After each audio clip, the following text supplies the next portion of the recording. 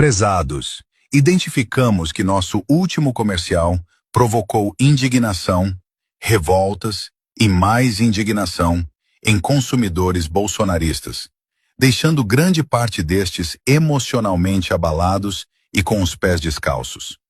Estamos profundamente tristes com o ocorrido, muito mais do que imaginávamos ser possível.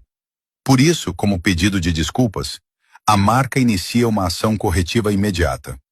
Disponibilizaremos gratuitamente em nosso site livros de português do ensino fundamental, com foco em leitura e interpretação de texto. Um dicionário Aurélio, para consulta do significado da palavra metáfora. E um rolo de papel alumínio, para a confecção do tradicional chapéu de alumínio. Agradecemos a atenção. Obrigado.